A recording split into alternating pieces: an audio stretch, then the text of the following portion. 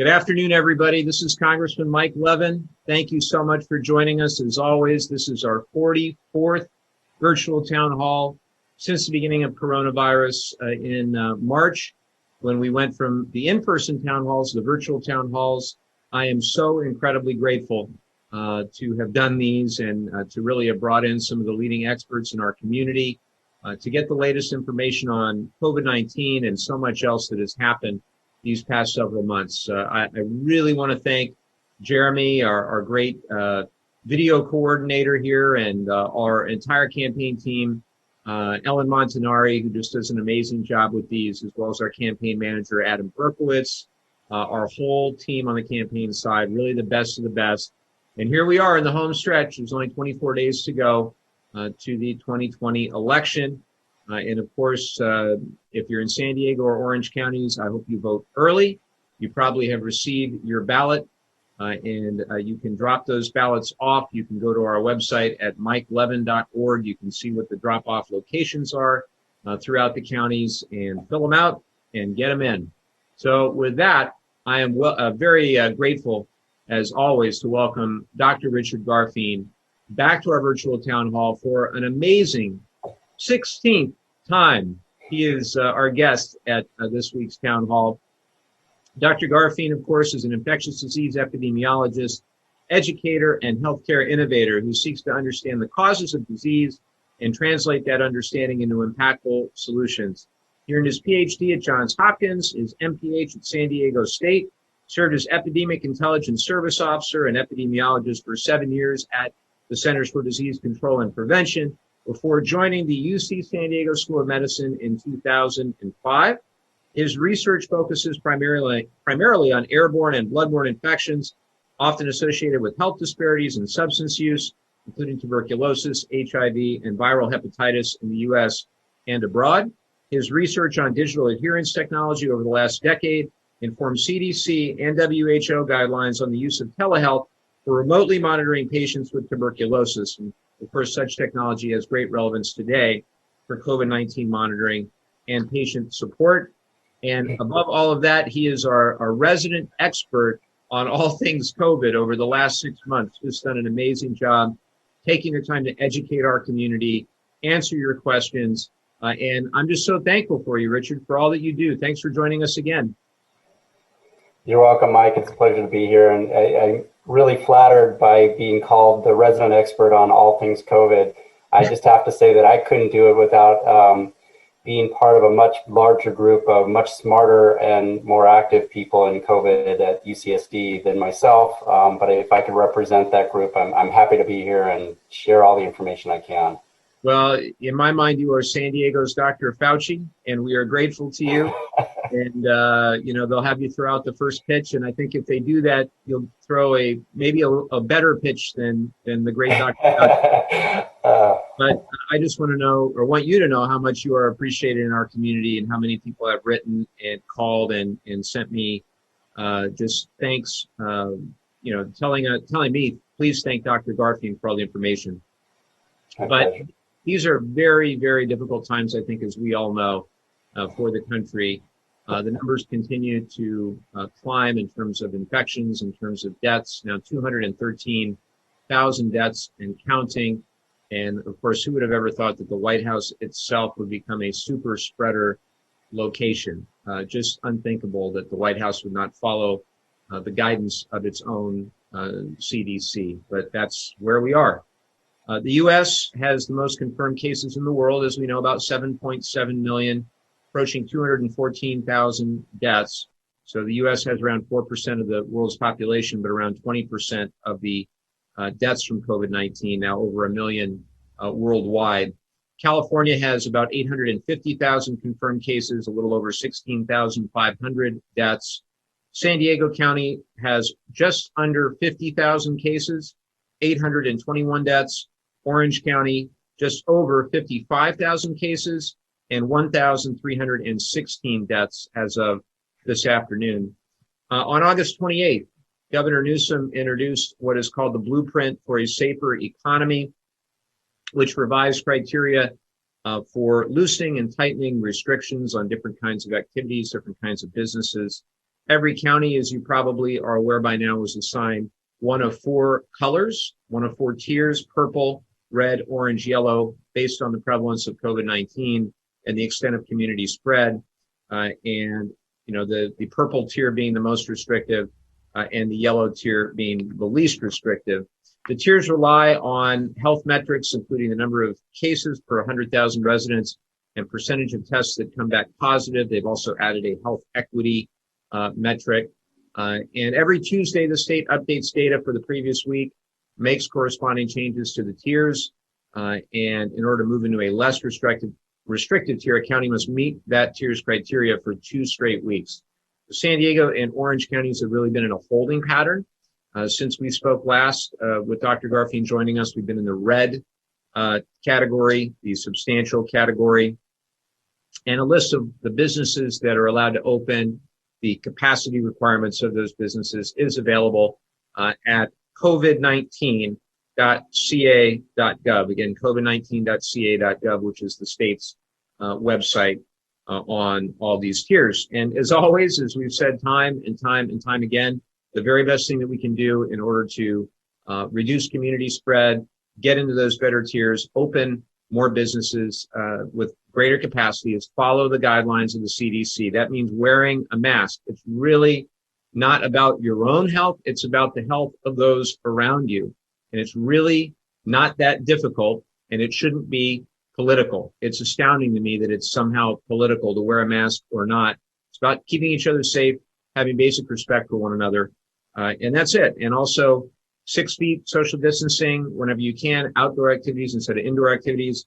All the things that Dr. Garfien and others have said to do now ad nauseum for 8 months. We know what to do. It's all about our personal choices, our personal behavior, and respect for one another. So please, we are not out of the woods yet. Please follow the guidelines. I'm going to keep doing whatever I can to get our district through this, our community through this. It is a very tough time for so many in our community. And I've said time and time again, you cannot have a healthy economy unless you have healthy people. So we've got to crush COVID-19 to restore our long-term economic productivity. I believe we have in America a K-shaped recovery, meaning for some people, if you're able to work from home, if you're invested in the stock market, if you're doing well, you're probably still doing well. You can't go around the way that you would want or go to some of the activities you would want. But let us remember that that is really not everybody. That, in fact, it's not even most people. 87% of the value of the stock market is held by the top 10% wealthiest Americans. And there's so many others on the other half of that K. When you look at 26 million Americans who are still on unemployment insurance, when you think of the 22 million jobs lost during the pandemic, and over 11 million still have not come back, and the latest estimates are over 5 million that are long-term unemployed.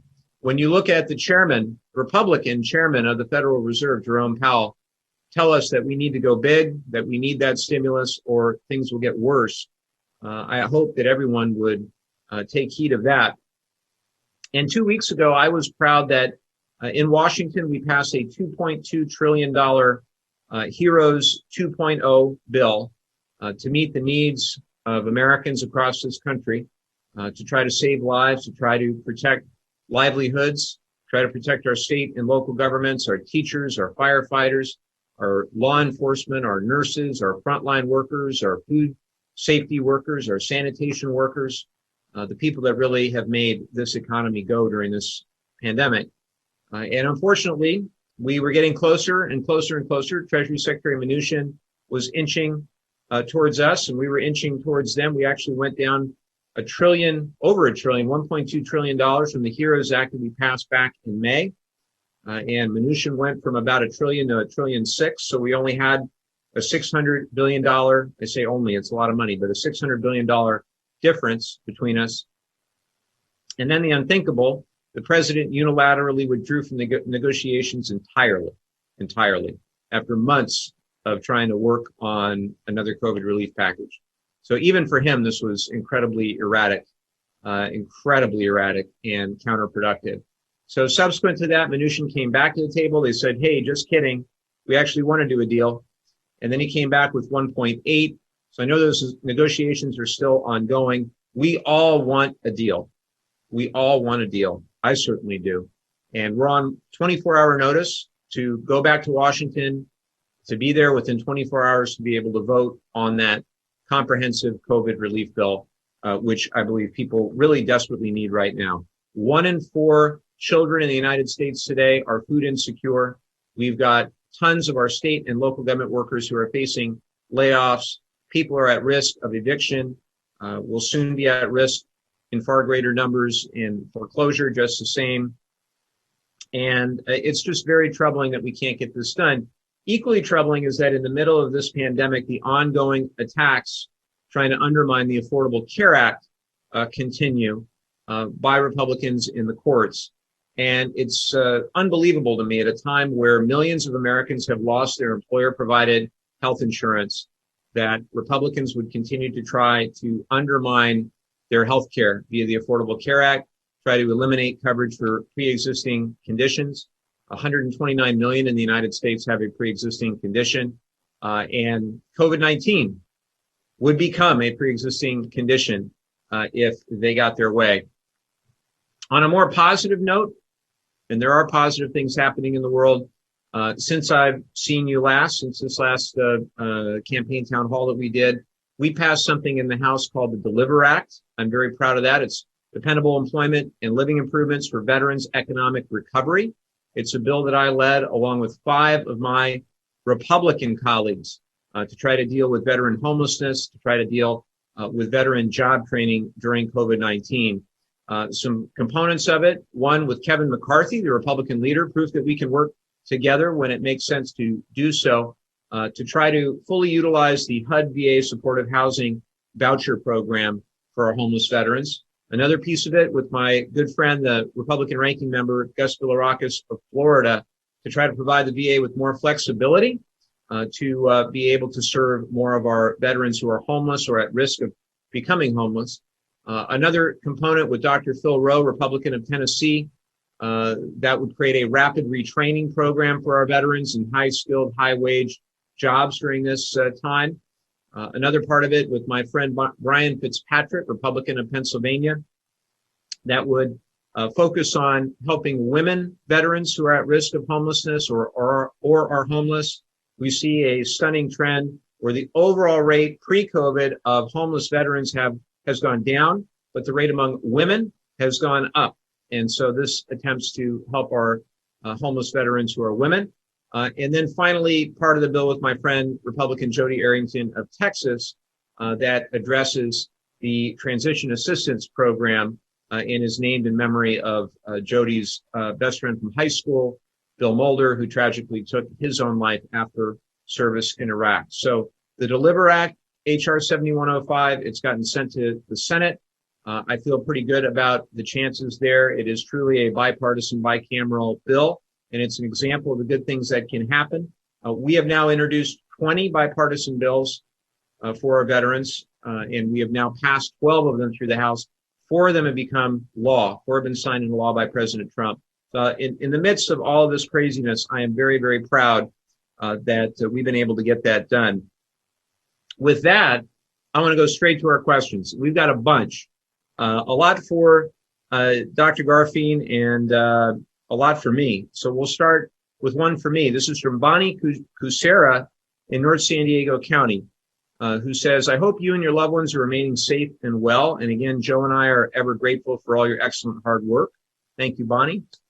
We are more and more terrified by the intentions and behaviors of this president. We also feel it is more important than ever to utilize the 25th Amendment before it is too late and he does something even more dangerous and destructive. What are the next steps in invoking the 25th Amendment? Well, just candidly, we are 24 days away from an election.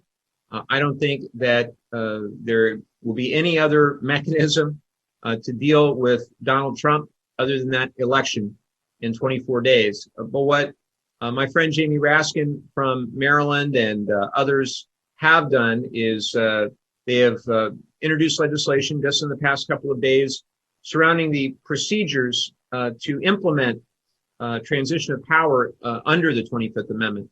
And the 25th Amendment was created after the awful tragedy, the assassination of JFK, and then in the 60s, trying to figure out what a transition of power would look like in that instance, because it was not a foregone conclusion that the Vice President of the United States would necessarily take over in that situation. So that amendment was created. It was ratified, I think, by around 3/4 of the states, but it did not create the framework for the process to occur. And what this bill would do is create a 16-member, actually 17-member, 16 members, and then one chair picked by those members of former cabinet officials, of others, truly a bipartisan group to try to figure out how to implement the 25th Amendment. So again, that bill that was introduced recently, I don't think will apply to President Trump. I think, however, it's important that we're mindful of the remedies in the Constitution. I think, as I said, Donald Trump will be judged by the voters on November 3rd. Here's one for you, Dr. Garfi, and this is from Debbie in 4S Ranch, who writes, on Thursday morning, President Trump said, and I quote, "I don't think I'm contagious at all," end quote. Is this true? For how long is someone contagious when they have COVID-19? Do they need to get a negative test to confirm they are no longer contagious? Richard, you're on mute. There you go. Thank you. You're taking over Jeremy's job. Yeah, that's a really good question. Well, according to the CDC, most people with COVID-19 can stop isolating and be around other people 10 days after they first develop symptoms, or 14 days after they first test positive, if they're asymptomatic. And, and this is assuming that they're feeling better and they haven't had a fever in at least 24 hours without taking any fever-reducing medications. Since the president reportedly developed symptoms on October 2nd, by these guidelines, he should come out of isolation on October 12th. So that's 2 days from now, I guess. However, these are, we have to realize these are general guidelines. This is a new disease, and we're only learning about, how long the virus stays in a person's body. Some people it could be longer than others. And there's also this situation where you can detect the viral RNA in somebody's nose, but that doesn't necessarily mean that that virus is still active. And so you need to do, more sophisticated tests like culturing to see if you can actually infect a human cell with that RNA. So it's kind of an unknown, but we have to go by these general guidelines. And for patients with immunosuppression, for example, or have had severe illness and got hospitalized, the recommendation for them is that they don't stop isolation for 20 days. And so there is some variation there. According to Dr. Fauci, you need 2 negative PCR lab tests at least 24 hours apart as a key factor in determining whether or not someone is still contagious. As far as I know, or at least what's been reported, the president hasn't had those subsequent tests to show that he's negative. But I have to say that given the large number of people that the president encounters on a regular basis, I believe he should continue to take these precautions. If he, at the very least, if he can't stay in isolation and needs to be around other people, he should absolutely be doing everything he can to prevent transmitting the virus to other people. And that includes wearing masks and physical distancing. So, I think it's really all about being courteous and being considerate of others and taking the precautions necessary to avoid transmission. So you would not attend a reception at the White House on the lawn, probably? For all the years I would have liked that invitation, I think this year I'd pass. Well, I have a mask for the president. I don't think he would like my mask very much. So I don't think he would like that one. Here's one from Sandia at San Juan Hills High School, who asked, what are your views on carbon taxes for large factories and companies? That is an extremely good question, Sandia. I support an economy-wide price on carbon. Right now, we all pay the price for carbon emissions as a result of their impact on our health and on our economy. And we've seen this with recent wildfires. Price on carbon will help us reduce emissions. It'll help put big polluters in a position of having to pay for what they have emitted. And there are a lot of different ideas on this. As you may know, I have co-sponsored the Energy Innovation and Carbon Dividend Act. I thank our friends at the Citizens Climate Lobby for their leadership on that. And that would return to American families a dividend based on revenues generated from a carbon fee. But I'm also supportive of a number of other principles, and we need to have a robust debate on this in the next Congress. If you go to our select committee on the Climate Crisis Action Plan, a lot of those principles are outlined there, and you can find that report at climatecrisis.house.gov.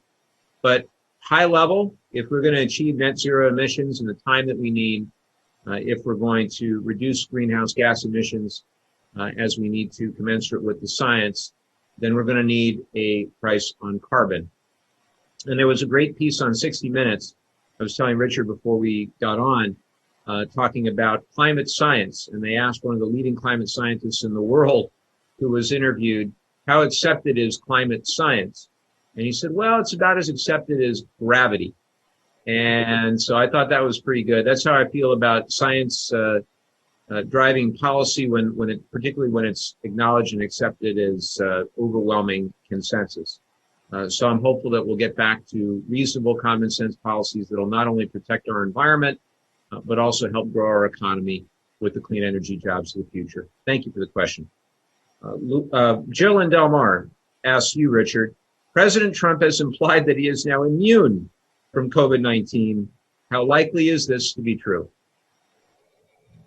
Yeah, based on what we know about other viral infections, there's a very good possibility that he could be immune, maybe not just yet, but in the near future. And this is based on what we know about how other viral infections work. Our immune systems produce antibodies to fight off that initial infection.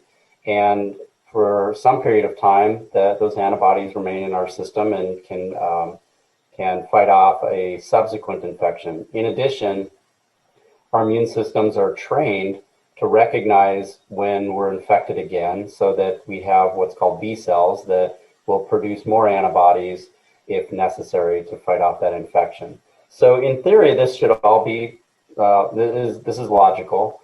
But again, because this disease is so new, we really don't have a good sense of how durable those antibodies are. We don't know whether they protect somebody for a few weeks or a few months or longer.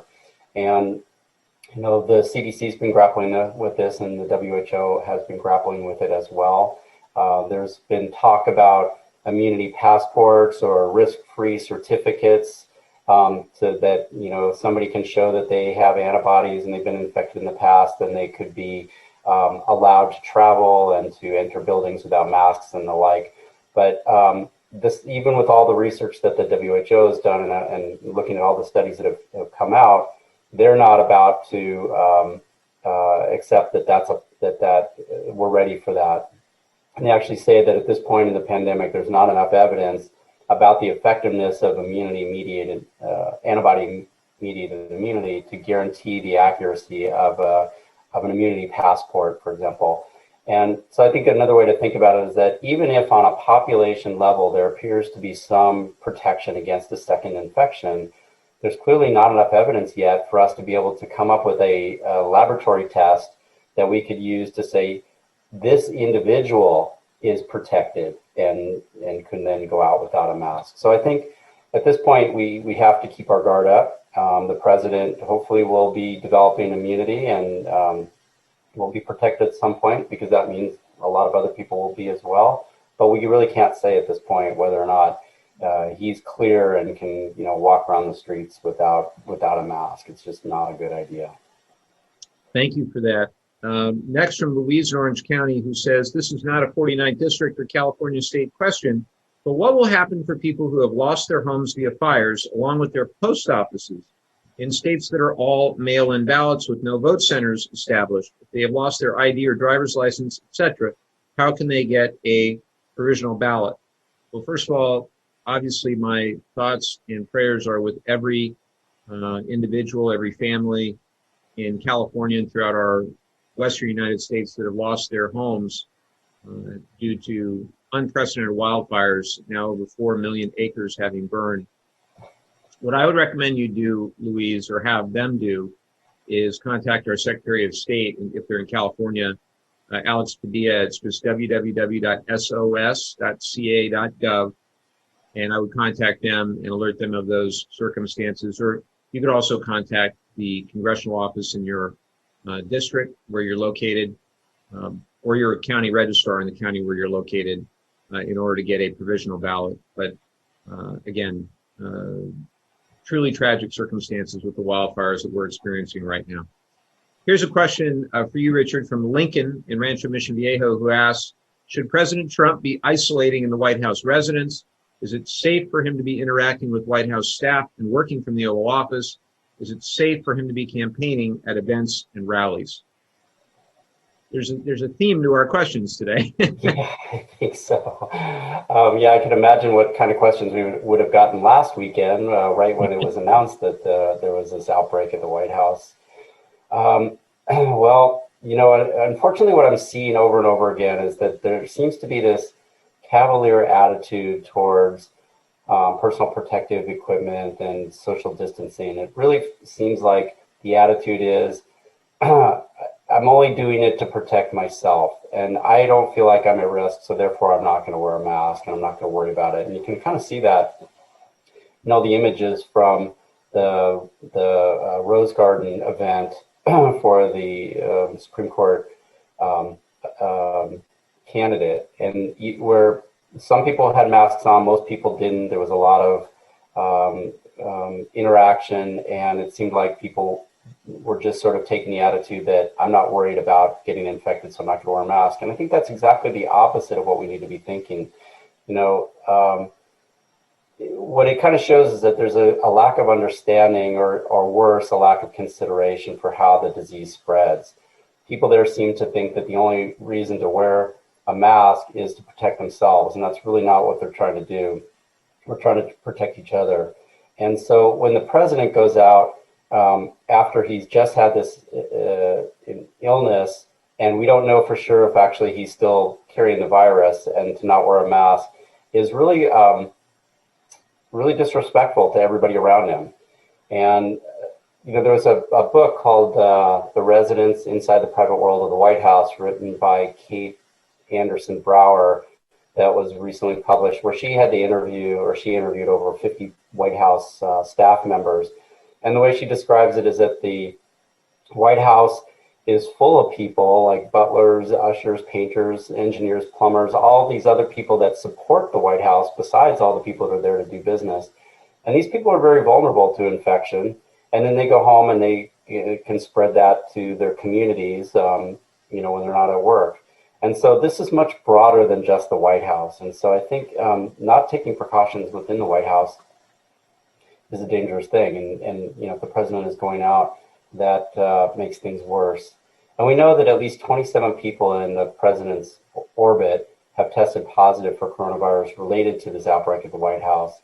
And I don't know what the denominator is. I don't know how many people actually work or live in the White House, but I could imagine that if we were to calculate a prevalence rate of infection in the White House in that community, it would be magnitudes of order higher than any community where we currently have outbreaks where we've decided to shut down all the businesses and schools. So I think, they really need to take this seriously at the White House. And I think that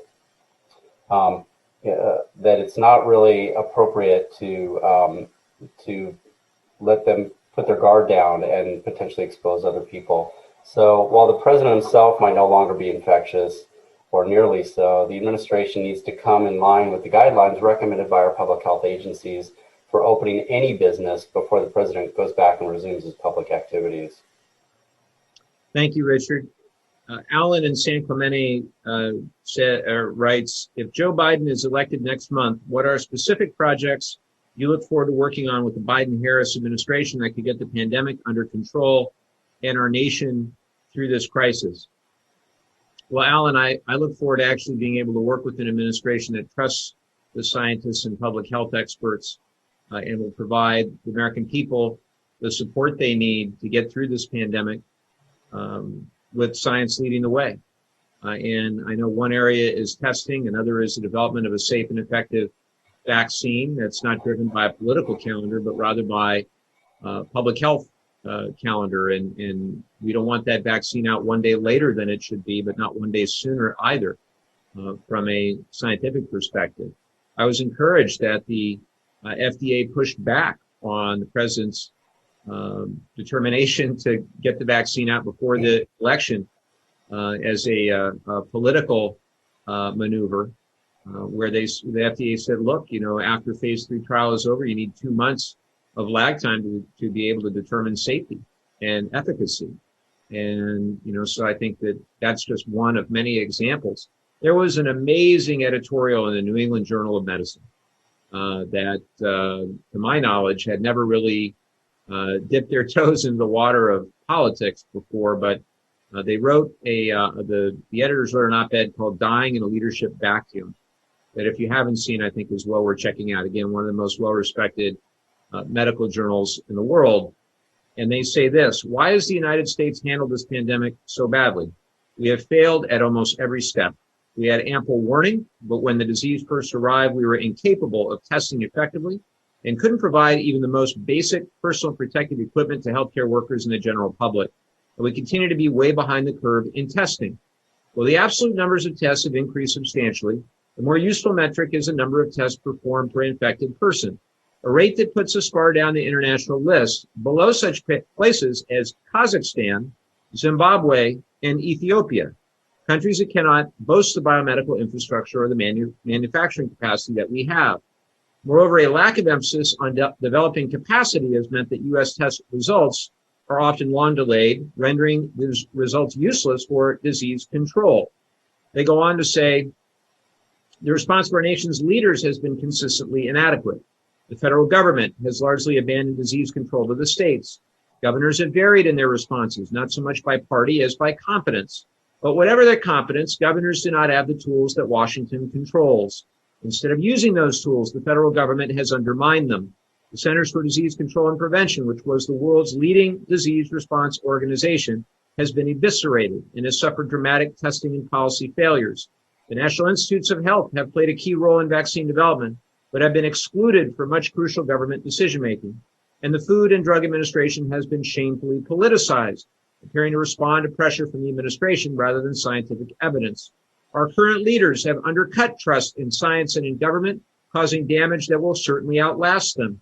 Instead of relying on expertise, the administration has turned to uninformed opinion leaders and charlatans who obscure the truth and facilitate the promulgation of outright lies. Let's be clear about the cost of not taking even simple measures. An outbreak that has disproportionately affected communities of color has exacerbated the tensions associated with inequality. They go on and on and on. It's actually only 2 pages and you can read it, but it's a pretty damning rebuke, let's just say. And I think the biggest thing in the Biden administration is a reset and a belief in science, a belief in public health experts, again, empowering them to do their jobs, to save lives, to save livelihoods, because it did not have to be this bad. Here's a question for you, Richard, from Luis and Encinitas. And it's a little outdated, so we're going to have to update Luis's question a little bit. Luis had written, would it be safe for Trump to have an in-person debate with Joe Biden on October 15th? Of course, the debate commission said it needed to be virtual, and Trump said, forget it. But I'll ask you, if it'll be safe for October 22nd. And then the follow-up is, how about if a plexiglass barrier is used, as was the case for the vice presidential debate? Yeah, I think that's a good question in general. Our healthcare workers work in hospitals right next to patients that we know have coronavirus, and they can do so in a safe way, and they can come home and they can be uninfected. So we know how to prevent transmission of this virus.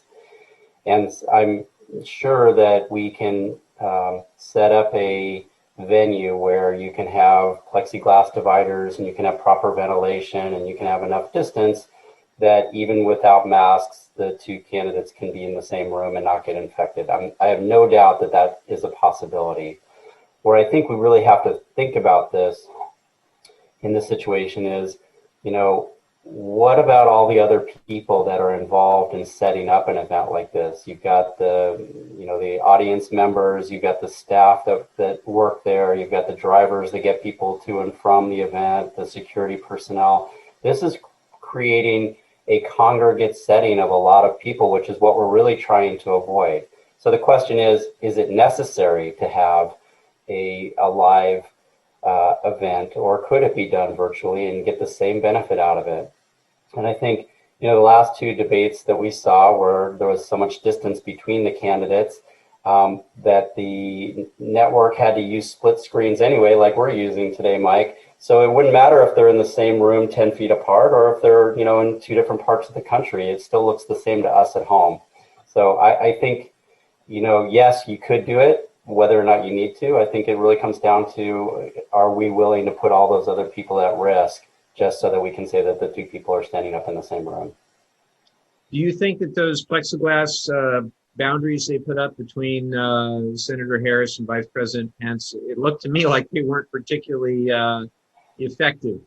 Well, I think that they do two things. So the main thing that we worry about with coronavirus is spread from droplets. Those are the bigger particles. And so if somebody's turning it towards another person and they're shouting or sneezing or coughing, then that plexiglass barrier is going to kind of stop all those big particles from passing by. But then we also know that as we talk and speak, we generate aerosols, and aerosols are much smaller particles that can contain virus, and they tend to hover and hang in the air, kind of like smoke. And those particles can rise up over the barriers and float down in other places. And that's why the ventilation is really important. You know, you want to circulate the air out of there so it's not accumulating in the room. You know, it's like if you go into a bar where the doors are closed and people have been smoking, it can get really thick in there. But if you open the doors, it can air out pretty quickly. So I think it's all engineering, it's all physics. I think, you know, there's a possibility, but I certainly didn't feel like those two candidates were necessarily at risk with the setup that they had. Got it. Interesting. You know, there's precedent for the virtual debate going all the way back to 1960, when one of the debates between President Kennedy, or then Senator Kennedy, and Vice President Nixon was done remotely. It was done in two locations. So it's been done before. Mm-hmm. And, you know, it's really unfortunate that the American people aren't going to get that interaction on October the 15th. Here's a question from Megan in Carlsbad, and perhaps we can both weigh in on this one. She asks or says, I appreciate the emphasis you have placed on implementing changes and listening to research to help us fight climate change. How could fighting climate change help prevent the next pandemic? Well, Megan, that's an outstanding question. One of the amendments that I got through, we had an energy innovation bill in the House that passed a couple of weeks ago. One of the amendments that I led had $100 million for research and development to study the health impacts of wildfire smoke. And we know that COVID-19 is particularly more troubling. You get worse symptoms, et cetera, worse outcomes if you have pre-existing respiratory conditions. And we know that the wildfire smoke, as an example, could lead to respiratory problems. That's what's being studied. My friend Marshall Burt from Stanford, he has estimated that the wildfire smoke has led to between 1,000 and 3,000 deaths and 5,000 premature hospitalizations. And so we're talking, you know, per year here. And so I think it is a direct link to people's risk when they are, you know, exposed to COVID, that they're susceptible to more acute illness. But I'd love to hear Richard's take on this as well. Yeah, Mike, I think that's really important. There are those effects of the environmental impact directly on humans. Another thing that we have to consider is how the changing environment could impact our likelihood of coming in contact with new diseases that can create new pandemics. So, for example, as the climate warms, it's increasing the range where mosquitoes can breed and survive. And we know the mosquitoes transmit some very dangerous diseases like dengue and Zika and chikungunya and malaria and yellow fever. And as the range of those mosquitoes change, they could carry with them these diseases, and we can start to see diseases like dengue in the US where we traditionally don't, and it's already starting to happen. The other thing that can happen is that as climate change forces people to move away from the coastline, for example, due to sea level rises, or changing where they're living because the conditions are not habitable where they've been living before, what we tend to do is we start to encroach on the environments where animals live. And what happens is there are diseases that are endemic in animals. They've got their own colds and flus and other diseases. And sometimes when we come in contact with those pathogens, they get into us and they can cause much worse diseases for us because we're not familiar with them. We call these zoonotic diseases. And, that's the case with coronavirus and, other diseases like Ebola, where they originated in animals and then they crossed over into human populations and then they spread in human populations and you get these new epidemics. And so it's absolutely critical that we protect our environment because these are the kinds of things that we can expect to happen in addition to, the inconvenience of, having climate that's not very pleasant anymore. We have these other problems of diseases that could definitely be impacting us. That was an outstanding answer. In fact, we may have to get you to testify before our select committee on the climate crisis about all this at some point, because I do think it's important that my colleagues hear what you just said and that we really create that link between the climate crisis and the threat of future pandemics. Stay tuned on that one. Here's one from Pat in Rancho Santa Fe. This is another one dealing with our president. Assuming they are safe and effective, when will the drugs used to treat President Trump's COVID be available to the rest of the nation? How expensive would they be for the average American? And I assume she's talking about the Regeneron and the remdesivir and whatever else. I found it fascinating, by the way, that after months of talking of hydroxychloroquine, he was not taking hydroxychloroquine. I know what happened to that one. There was no Clorox anywhere, and there was none of the MyPillow guys, Oleander or whatever it was he was pitching. Yeah. Remdesivir and Regeneron. So, President Trump the other day said, well, it's going to be free. You're going to love it. It's hundreds of thousands of doses will be free. It'll be ready tomorrow, and don't worry. And what was your perspective on all that? Yeah, I listened to that speech, and it was just mind-blowing because he said the same thing about COVID testing, and we know that it's not free for everybody, and people are still having a hard time getting it. So if he didn't come through on that, I'm not sure how he's going to come through on this. But assuming that can happen, I think some things to consider are that once the drug is provided, the emergency use authorization designation by the FDA, the companies that make these drugs are going to have to ramp up manufacturing and distribution, and then doctors are going to have to be trained on how and when to use the drugs, and then hospitals will need to begin stockpiling the drugs so that they have it available when patients need it. All these factors go into that timeline of when it will be available, and this is going to depend on resources and commitment to actually doing so quickly. So Jeremy, if you can pop up that slide I offered, thank you very much. So in this slide, what we can see is that the remdesivir, which is an antiviral drug, it's a drug that's been around, but it's been reused or tested with coronavirus and found to actually be somewhat effective in lessening the severity of disease. And that costs between $2,300 and $3,100 per dose, and that depends on whether or not you have insurance. If you don't have insurance, they tend to be more expensive because the insurance companies can negotiate lower prices on drugs.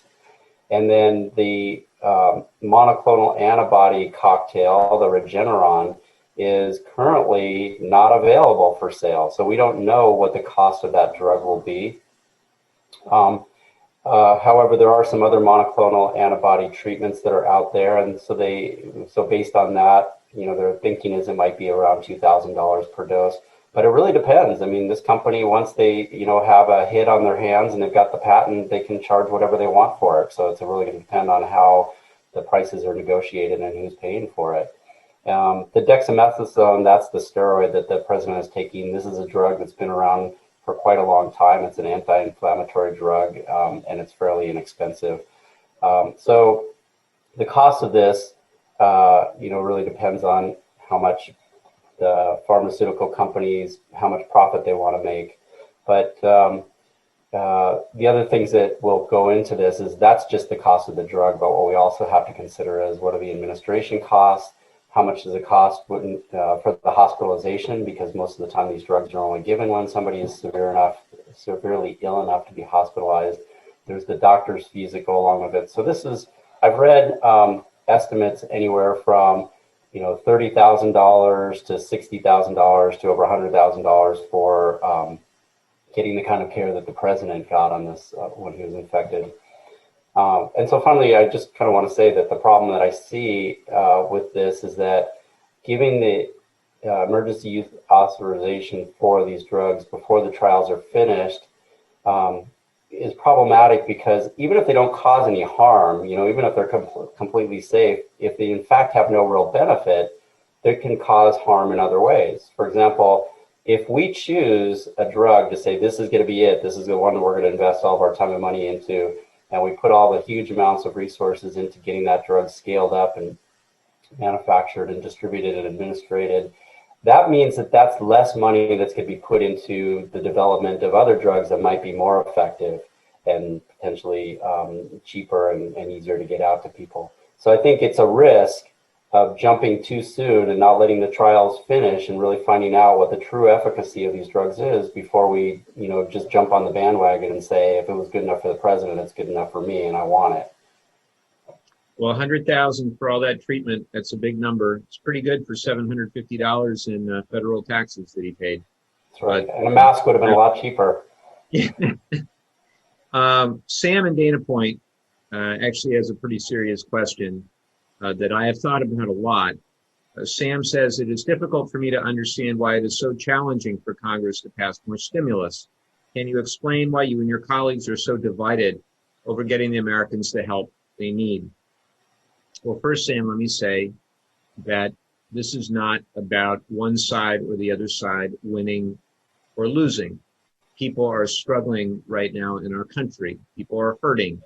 As I said before, if you're not able to work from home, if you're not invested in the stock market, that's the case for millions and millions and millions of Americans who are struggling right now, who desperately need more relief. And the fact that the Congress has failed to deliver that relief since May is profoundly disappointing, because in May, we passed a bill in the House that would have provided the relief that we needed, the testing, the tracing, the treatment, all of the money necessary for our schools, both K through 12 and higher education, our state and local government, honoring our heroes, our teachers, our police, our firefighters, our nurses, our frontline workers.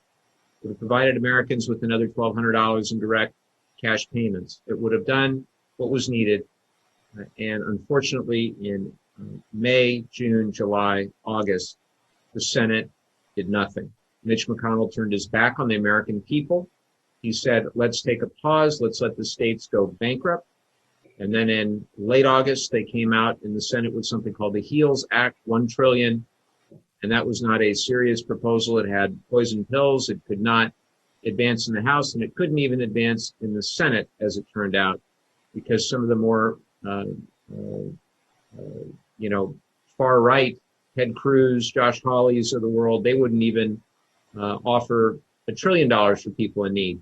They had no problem whatsoever with a $2 trillion tax break for wealthy people, where 83% of the benefit went to the top 1%. They were willing to spend $2 trillion on that. But when it came to helping the American people, average everyday people, they were unwilling to do it. So at the same time, the President of the United States, with Steven Mnuchin, the Treasury Secretary, negotiating, said, we do want a deal. And they went from 1 trillion to 1.3 to 1.6. We then passed another bill 2 weeks ago, Heroes 2.0. It was 2.2 trillion. We came down 1.2 trillion to meet them, try to meet them halfway. And I thought, again, that a deal was achievable before the president unilaterally walked away from the table, turned his back on average Americans. who are struggling in this time of need. And Mnuchin is now back at the table, as we know, with a $1.8 trillion proposal. But just today, you saw McConnell in the Senate say, no, we don't want any part of this. We don't want to help people in need. That's fundamentally what they're saying. That it's just not as important for them to help people in need as it was to pass a $2 trillion tax cut where 83% of the benefit went to the top 1%. So I remain hopeful. As I said, we're on 24 hours notice. I'll get on the next flight if that will help facilitate passing this relief that is so desperately needed. And I am so sorry that so many in our community are struggling. They have contacted our office. They have spoken with us. We are doing everything we can on a case-by-case basis to try to help people in need. 1 in 4 children in the United States of America are food insecure right now. Millions and millions are out of work, many long-term out of work. Rents are due, bills are due. It's a stunning situation that we're in, and it's so absolutely critical that we help people in need and that we elect a new administration that will actually tackle the challenges we face. And the last thing I'll say on this very quickly is that the pandemic laid bare a lot of things that were already problematic. The 28 million, now 30 million who lack health care in the United States, the 35 million who lack emergency sick leave, 22 million lack high-speed internet access. 53% of Americans pre-pandemic didn't have the money to pay for an emergency, and over 500,000 homeless in the United States. So all these things have just been laid to bear, and the vulnerabilities exposed and worsened as a result. We have an opportunity in 24 days to do something about it and to hopefully have a brighter day ahead. Here's one from Rosa in Vista. This is for you, Richard. Given that the Rose Garden event for Amy Coney Barrett is now considered to have been a super spreader event, what kind of contact tracing should the White House be doing right now? I think it's very appropriate that Rosa asked the question about the Rose Garden, so Yeah. I won't, that didn't get past me. Rosa, thanks for the question, and I'm glad that you brought up the issue of the super spreader event, because I think that this is something, that's a term that I think is confusing for some people. So I just want to take a minute and talk about that. So by super spreader event, we're referring to an individual who spreads the virus to many other people. You know, some people might say it has to be 10 or more. The exact number isn't necessarily relevant. But the implication is, or what some people think immediately is, oh my gosh, this person is more infectious than everybody else. They're like somehow, you know, more dangerous. And that's not necessarily true. There's a lot of factors that go into the probability of somebody spreading the virus to more than a few people and and creating a super spreader event like the Rose Garden. And some of those factors are, you know, how much virus is in the patient's respiratory tract at the time that they're around other people. And, you know, that can vary over the time of their infection, where there's periods of time where they have more virus in their system. And then as the body makes antibodies against it, the amount of virus that can cause infection tends to go down. So one is the timing at which the person is infected. The other is how close were they to other people. Are they all together in a party and dancing and being close together, or are they, you know, in a larger room where there's more distance between them? Also, was the infected person wearing a mask, and were other people in the room wearing masks? Other conditions that may affect the likelihood of a spreading event are environmental conditions. Was it indoors versus outdoors? Was there good ventilation? What was the temperature and the humidity in the environment at the time? All these things can affect the likelihood that a viable virus can get from one person to the other.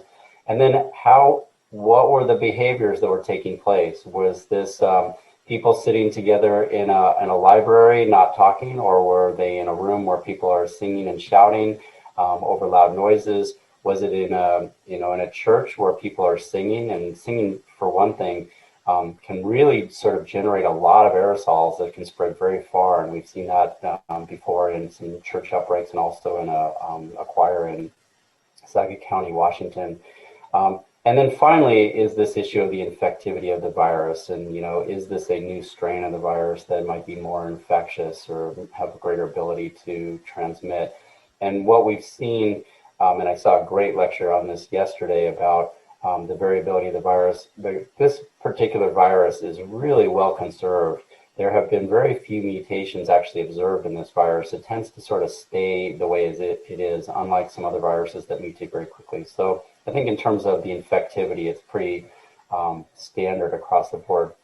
So when you take all these things into consideration, you can create situations where one person can spread to a lot of other people at once. And I think that the Rose Garden situation was clearly an example. And it sounds like there were multiple people that were infected at that event that were all spreading to others. And so that created this opportunity.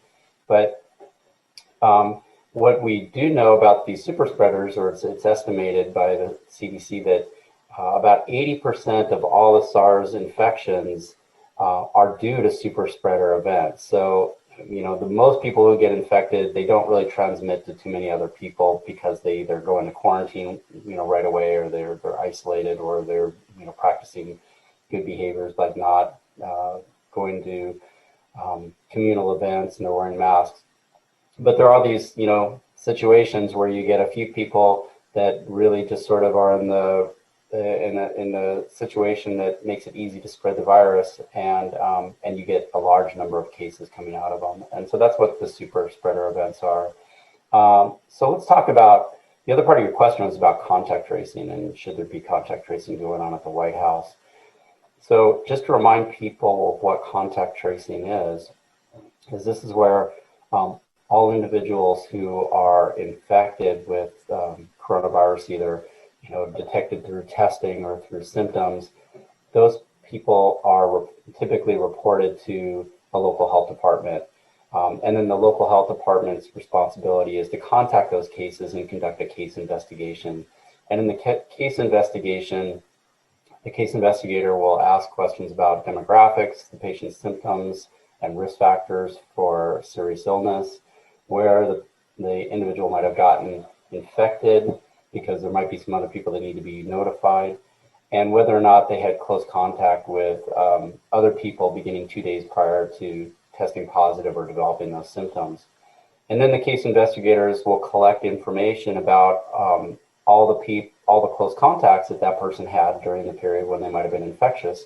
And then they'll attempt to contact all those individuals, which we call close contacts, to notify them that they have potentially been exposed to the virus, and that in order to prevent further transmission, they should go into quarantine for 14 days. And 14 days is sort of the sort of maximum incubation period for coronavirus. So we want to make sure that those people are not around others during the period of time when they might become infectious. So interestingly, the situation at the White House is that the White House is on federal land. So even though normally the local health department would investigate an outbreak like this, the White House has taken responsibility for the investigation in this case.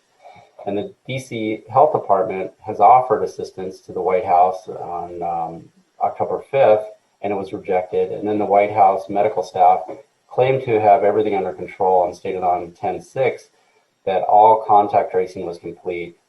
And it seems that with recently confirmed cases outside of the White House and now in the Pentagon, the DC Health Department should have been involved, because now it's not contained within, that outbreak isn't contained within the White House, it's actually spread. I can imagine that given the complexity of security issues involved at a place like the White House, there's a lot of logistics that would make sense for the White House to initiate the investigation on their own. However, I really think it's important that the health department should be involved. So let me give you an example. At UCSD, we have a program set up called Return to Learn, and it's intended to make it safe for our students to come back to campus, to go back to learning. And about half of our students are coming back to live on campus, others are living off campus, and there's a combination of online and on-campus learning.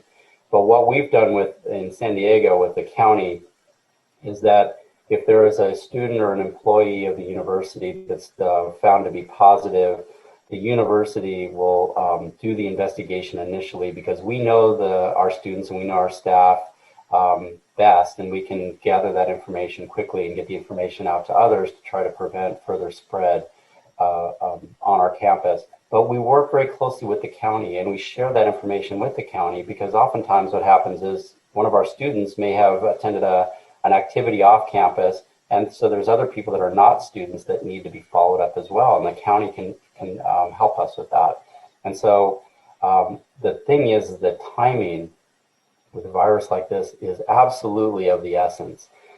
We know that it only takes a couple of days from the time somebody's exposed to the time that they become infectious, and they might not even know it, and they can spread it to others. So we need to find out who the cases are as quickly as possible, get them into isolation, and notify their contacts that they might have been exposed and may develop the disease, and get them into quarantine so that they don't transmit the virus further on to the rest of their community. And that's an example of how I think that the White House should be working with the DC local health department, potentially the states of Maryland and Virginia, and hopefully the CDC, because I think that this is an outbreak that started there, but it doesn't end there. And all the people that were in attendance at that event are going back to their homes in the state and out of the state. And I think it really takes a much more concerted effort to try to control that. So I think my conclusion there is that I think that the contact tracing needs to be done. It sounds like the White House has not done an adequate job of doing the contact tracing, and they haven't worked well enough with the state and local health departments and the CDC to make sure that they can do their job to try to prevent the infection. And unfortunately, the result of that is that there will now be, that infection has been seeded around the country, and the state and local health departments are just going to be responsible for sort of picking up the new cases as they come up and trying to control it from where it starts in their states. Thank you. Wow. Thank you for that comprehensive answer. We'll try to get through all these questions as quickly as we can. Amanda in Carlsbad writes, education has been a huge problem as a result of the uncertainty caused by the lockdown. As a federal official, how can you make sure that public schools have the resources they need during this public health crisis? Well, we have tried through HEROES Act 1 and 2, following up on the CARES Act back in March, to provide both K through 12 and higher ed the resources that they need. And the HEROES Act that we most recently passed very recently, the $2.2 trillion bill, has a significant amount, hundreds of billions, for our education to reopen safely for our teachers. And the other thing is state and local. 37% of state budgets and 20% of local budgets go to public education. With 2 young children in our local public schools, this is something I care about very deeply, and it hits home. And we need for the Senate to work with us to get it right. And it may be one of those situations where the judgment of the voters in 24 days will have to be the way that this is determined, because it seems as though Mitch McConnell and the Senate are refusing to take any action on this. Here's a question from Cindy in Carlsbad, school-related question. What lessons are we learning from the schools that are reopening throughout the country? Would you consider it safe for teachers, students, and families? If you had, and I can relate to this, if you had young children, would you send them back to in-person instruction right now? And then a follow-up from Joel in La Jolla, what about public high schools? When will it be safe for them to reopen? Yeah, so in terms of what are we learning? Well, over the last month, there's been a 90% increase in the number of COVID-19 cases among children in the US. And several clusters were identified in places like Florida, Georgia, and Mississippi within days of starting classes again. Children of all ages now make up 10% of all the US cases, and that's up 2% from only 2% in April, according to the American Academy of Pediatrics. And so I think what we are seeing is that, kids are going back to school, and the amounts of infection in young kids is increasing.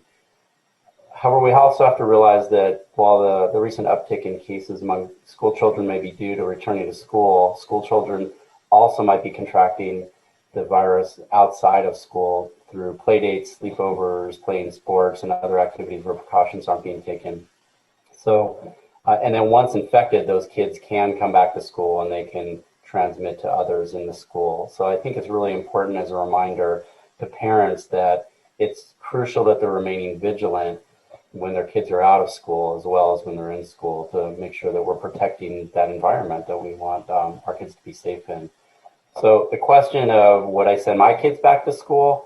Well, it doesn't really matter what I would do. Instead, let's talk about what parents should be considering on their own. Just as an example, I've recently visited 3 elementary schools in San Diego and Del Mar. And from what I've seen, the schools are taking this really seriously. Thanks to the comprehensive guidance that's available from the CDC and the state and county health departments, and it's all online and anybody could read it, school administrators have been using this evidence-based roadmap to figure out how to make the environment safe for the teachers and staff and students in their schools, and they're trying to implement it. And just as an example, in the one school district in San Diego, I know that there were 5 infected students who are back in the school in 3 different schools since they went back. And what the principals already had in place was they had a plan. They immediately notified the teachers and the parents of the class that those kids were in, and they quarantined everybody in that cohort for 2 weeks, and they sent the kids home with learning packets so that they had stuff to work on. So they would already planned this out and they knew what they were going to do, and they sent the kids home. And this seems to be working because there hasn't been any secondary infections from any of those 5 kids that came back to school. So, and that meant that the rest of the school can stay open and continue their learning. So what my advice to people is, talk to your school administrators about what the reopening plans are, familiarize yourself with the county recommendations. And if your child's school has a plan, which is great, it's really important that you sort of go observe to see, are those schools actually implementing the plans that they've set forth? If they are, I think that there's a good chance that our kids are going to be just fine in school. If they're not, because either they don't have the resources to implement the plan, or they don't have the will, or they're, don't believe that masks actually work, then I think then kids will be at risk. So I think parents should talk to their local school administrators and look at what's happening. When it comes to the older kids in high school, I think this is a little bit more difficult because, high school kids are busy. Many of them have jobs. Many of them have other extracurricular activities. And so trying to contain the virus in that population is a little bit more difficult, and probably more like college students than the elementary school students. And so it's been a little harder to open those schools. But I think that they're also trying to follow similar plans. And I think that schools are doing the best they can, but I think we all have to be vigilant, and we all have to do our part to try to keep our community levels of risk low, so that even if kids are not following stringent rules in school, at least there's not going to be a lot of virus circulating in their communities that they could be spreading. Thank you for that. Next is from Tyler in La Jolla, who says, with more people voting by mail this November, the election results may be delayed. Can Donald Trump use this as an opportunity to challenge the results of the election if he loses? What can be done to stop him? Well, this is something that is of great concern when you have the President of the United States trying to undermine the perfectly legal practice of voting by mail, which has been done for many generations in the United States. It's really unprecedented to have this sort of falsehood, this sort of misleading attack that's been widely discredited. The President votes by mail himself and has for some time. What I can tell you is that there's been reports that this president will dispute the result of the election no matter what happens. There was a great article last month in the Atlantic by Bart Gellman. I think it was called "The Election That Could Break America." which goes through a series of scenarios, particularly in states like Pennsylvania, where you have a Republican state legislature and a Democratic governor, and you could envision two slates of electors potentially being brought forward. There's a whole host of things that might happen, that could happen, but the way that we lessen the probability of that happening, if the question is who can stop him, the answer is really simple. It's all of us. All of us. Vote early. Make sure that, if you're in Orange and San Diego County, you can track your vote. You can go online and track the vote and make sure that it gets counted. I have my ballot right here. Everybody should make a plan to vote. Chrissy and I are going to be dropping off our ballots next week. And I hope that you all make a plan and you vote. And if we win, states like Florida, as an example, or Ohio, the more electoral votes that we can rack up in those difficult states, the better off we'll be, and will lessen the probability that we will have a protracted fight.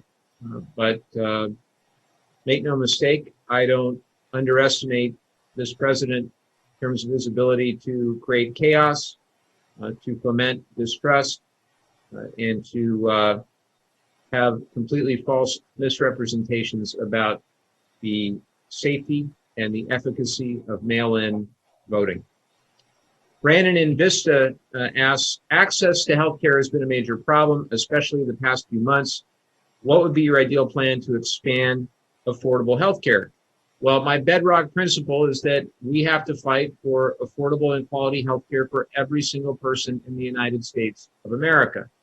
And particularly in the middle of a pandemic, where millions of people are being taken off of their employer-sponsored healthcare, we should not be gutting the Affordable Care Act. And that's what the Republicans want to do. That's what they've been in the courts fighting to do. And that's what Judge Amy Coney Barrett, if actually confirmed and made a justice, that's what she would also do. And unfortunately, 20 million Americans would lose their health insurance. 129 million Americans with a pre-existing condition could lose their health care coverage. Even if you had COVID-19 itself, that could be a pre-existing condition on the basis for which you would lose your coverage. So fundamentally, that's what we have to do in the near term, is protect and strengthen the Affordable Care Act. Vice President Biden and Senator Harris have talked about an early buy-in or an early Medicare eligibility age of 60 years old. They've also talked about a public option. We've got other legislation, some of it bipartisan, to reduce the cost of prescription drugs by requiring Medicare to directly negotiate with the drug companies, by setting a price ceiling for the United States in comparison to other major industrialized countries, to have a maximum out-of-pocket annual cap for Medicare Part D.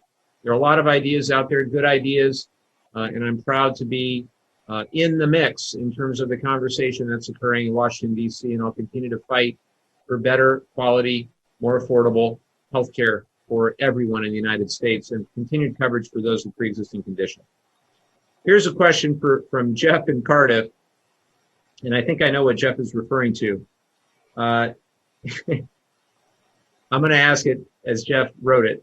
Is it true that flies are attracted to pink eye, and is pink eye a symptom of COVID-19? Of course I get that question. Well, loss of taste and smell is a recognized symptom of COVID-19. And given how long that fly sat on the vice president's head during the debate, makes me wonder if loss of feeling on your scalp is going to be the newly recognized symptom. But seriously, published studies from patients in China report that only about 1% of those who develop coronavirus actually get pink eye. However, conjunctivitis, or the redness of the eyes, is really common for a variety of viral infections, including coronavirus. However, the vice president's eyes could have been red for lots of reasons, including allergies, or I think I read somebody thought that he might have gotten some makeup in his eyes. So we really can't tell from his appearance on TV what caused his red eyes, but it was a it was interesting how much media attention that little fly was able to capture in this. Well, by the time I went online to try to get a Biden-Harris fly swatter, they were all sold out. Whoever thought of that, very smart, very smart. Isaiah in San Juan Capistrano asks, what direction do you see the economy moving in over the next 5 years as our nation recovers from the pandemic? How do you see your role as a congressman as part of this fostering recovery? Well, Isaiah, I worry a lot about the 3.1 trillion and counting that we are adding to our debt, but I do believe that the alternative would be even worse. And again, we've got to crush this virus. We cannot have a healthy economy in the long term unless we have healthy people, and we've got to get the virus under control. We've also got to create millions of jobs. I'd like to think that clean energy can play a big role. The estimates are we could create 25 million jobs in clean energy by 2050. And I'd like to think that we can also get millions of others back to work, building the infrastructure that we will need to be globally competitive in the years ahead. So I would hope in a Biden-Harris administration, that's exactly what we would do. As the vice president has said, build back better. However, all the estimates, the independent economic estimates that I've seen suggest it's going to take some time for us to be able to fully recover from this unprecedented crisis that we're still facing in the United States. Carlos in Vista asks, the antibody treatment from Regeneron that Trump received has not been approved by the FDA. Is it true that doctors are trying to target a sweet spot in COVID-19 by testing the combination of Regeneron and remdesivir? Yeah, it's a good question. The president's age and weight were considered as, being important considerations for treating him early, and his doctors had reason to think that giving him remdesivir and Regeneron early was the right approach. But there's no data currently on whether or not these two treatments being given together are safe or effective. Just to remind people, Regeneron is a cocktail of two different monoclonal antibodies. One comes from humans, one comes from mice, but they both are targeting the part of the virus that is what attaches to the human cell and allows it to invade the cell and then set up the infection. And the idea here being that, and remdesivir is an antiviral drug that works by preventing the virus from replicating, so it can't produce more virus. And so the idea here being that by treating the president with both of these drugs early on in his infection, it could halt the infection and prevent him from developing severe disease. So it somewhat makes sense, but something important to consider is that the majority of people who become infected will, even if they do develop symptoms, will be able to recover just fine at home. Given the president's age and weight, he was at higher risk for developing severe disease, although he also could have recovered on his own without any of these treatments. And so the fact that he was given the treatments and the fact that he got better is, a nice anecdote, and it makes it sound like these treatments are miracle cures, but he might have been fine without them at all. I think that we really need to continue to do the investigations, do the studies, figure out whether or not they work and how well they work and in what populations they work, and then we'll have a better idea of whether and how to use these treatments. But in terms of trying to figure out the sweet spot, I think what this is referring to is at what point do you give these drugs to a patient where they're sick enough to indicate that they might progress to the more severe disease and actually need them, but not wait so long that they've actually developed the severe disease and now they're much harder to treat and might not benefit from these early initiation of these drugs that are supposed to suppress the virus before the infection gets severe. So I think that's a good question. It definitely needs more research, and I'm hoping that there are some studies that will start to look at that because it'll help us to understand the best way to use these drugs going forward. Thank you for that. Here's one from Juliet in Oceanside, I think for both of us. If a vaccine comes out before the end of the year, how confident should we be in its effectiveness? Are you worried that vaccine trials and production are being rushed to a point where it is ineffective? Well, I am confident that the FDA is doing the right thing. In the last week or two, I think there has been a back and forth between the White House and the FDA, where it appears that science and public health have prevailed over the short-term political implications. So my understanding, and Richard would know better, is that there needs to be a 2-month window between the end of the phase 3 trial to test for efficacy and safety, after which it would be safe to take the vaccine. Is that basically right, Richard?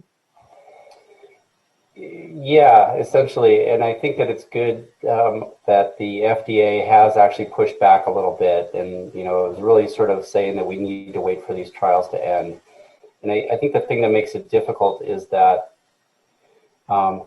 people who are vaccinated, either with the vaccine or a placebo, need enough time to become exposed through their natural day-to-day life in their community. We don't have challenge trials where people are being given the virus or being intentionally exposed to the virus to test how well the vaccine works.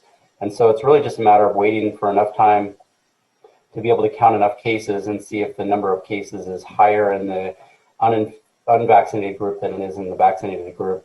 And then we need those numbers to be large enough to actually say that there's a statistically significant difference between those two numbers. And that just takes time to accumulate. And trying to rush that, the only thing that it could do is it can cause us to stop the trial early and use the vaccine before we know exactly how efficacious it is. And the reason that's also important is because it'll help the scientific community and the medical community to know how many people really need to be vaccinated. If it's 100% effective vaccine, you might not need to vaccinate as many people, but if the vaccine only has a 50% efficacy, then we really need to have a much higher rate of vaccination coverage to be protecting the population. So, I think that the vaccines that are under consideration are probably all good vaccines and safe vaccines because we know a lot about vaccination. But until the trials are over, I think it's premature to release them because there's too much at risk if it turns out that they're not as good as we think they are. One of the ironic things about this to me, Richard, is that the administration has talked about Operation Warp Speed and how they've really tried to lead on this. And it was the Congress all the way back at the beginning of March that really pushed for more money. The administration only wanted $1.25 billion in new money for the development of a COVID vaccine. This is March 6th that we passed the bill. And we said that's not enough. We wanted $8 billion. And so we got $8 billion. And so it's kind of ironic because what that money has done is enabled the mass production of vaccines in advance, multiple vaccines in advance before the clinical trials are finished, which I think is a good thing. It's kind of, something that's never been done. But in our HEROES Act 2.0, we have another $28 billion for vaccine development. And also for equitable distribution. That's the other thing that I am very worried about when you see the debacle. And I read that piece in the New England Journal of Medicine in terms of the way that PPE and testing was, the mishandling of the distribution state by state and putting one state against another. I'm deeply concerned we're going to face that same kind of quandary with regard to the vaccine. We're going to need to, really fight against that. We are just about out of time. I want to go ahead and wrap it up there. And I want to give you, Dr. Garfien, an opportunity for some closing thoughts. And I want to say again, on behalf of all of our constituents, thank you for providing all this information, your knowledge, and just making yourselves available to our community during such a difficult time. Thanks, Mike. Yeah, I think that, we're still in the middle of this pandemic. It's not over yet. We've learned quite a bit about how the virus is transmitted and how to protect ourselves. We've given, by state and local health departments shutting down our economy and shutting down our schools and shutting down pretty much daily life, what it did was it gave us an opportunity to assess the situation, to develop plans, to come up with solutions for how to keep each other safe. And now things are starting to open up again. and these plans are being implemented. So businesses have figured out how to, sell food safely so that their customers aren't being infected. Workplaces are figuring out how to either have people work at home or work on site, but to do so safely. Schools are figuring out how to reopen. Even bars and baseball games are starting to come back in. But we have to be very vigilant about what's happening. So this is like everything that reopens is kind of like an experiment where we have to look at it and say, did that work or did that not work? Was there enough PPE? Was there enough distance between people? Were we able to do that safely? And is this protocol working? And if so, then we can continue moving forward. If not, then we might need to dial back and reevaluate and say what didn't work, and change that so that then we can try it again. So I think it's really important for all of us to be tolerant and patient and understand that this is a process. And just because we don't have a solution today, it doesn't mean that it failed. It means that we're still in the process of figuring out how to make it work. And once we have a vaccine, that will become part of the strategy to help work things out. Once we have better proven effective treatments, we'll be able to incorporate that into our regimens and our plans. And as we move forward, we're going to be able to put all this information together to figure out how to move ahead and move past this. And I think it's, Congressman, you've said this before, and so have others, is that it's more important to have people healthy so that a healthy population can rebuild the economy than it is to try to push things through and try to fix the economy before our people are healthy. And so I would just like to really reiterate that and say, we're on the right path. We need to stay the course. We need to be, cooperating with our health departments. We need to believe in the science. We need to trust that the CDC has people that really care about the health of our nation and are trying to put out the best information that's based on evidence, not based on politics as they can. And any attempt to try to undermine that confidence in our agencies, whether it's the FDA or the CDC or our local health departments, is really damaging to all of us. And I would just, really beg everybody to support our scientific community and trust what they're saying and try to ignore the politics that might be diverting from that. And that is why Dr. Garfien has a big fan club in our community. But who would have ever thought 7 months ago, you and I were sitting together, distanced, in our Solana Beach office for the first one of these. I just can't thank you enough for all the time that you've spent, and Dr. LaCroix and others, just absolutely incredible work that you're doing at UC San Diego and throughout our community. I'm truly, truly grateful again. And I look forward to seeing you many more times, eventually back in person. That will be very good. That would be good day. But I hope that, as always, this town hall was informative. I hope you learned something new, and we'll be having at least a couple more before the election. And I just want to thank my family, as always, my wonderful wife, Chrissy, our two great kids, Jonathan and Elizabeth, my parents, my wonderful in-laws who are watching from Arizona. I love you all very much. I want to thank my campaign team. Can't say enough about them, particularly during this time.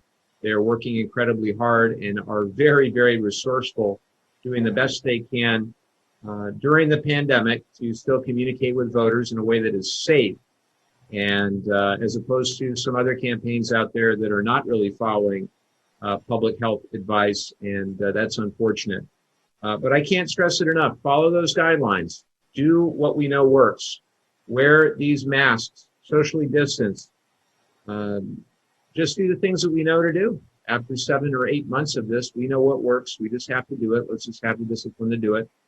So with that, I thank you as always for watching and hang in there. We are doing everything that we know to do over the next 24 days to ensure that we have a brighter future for this country. Thank you all so much.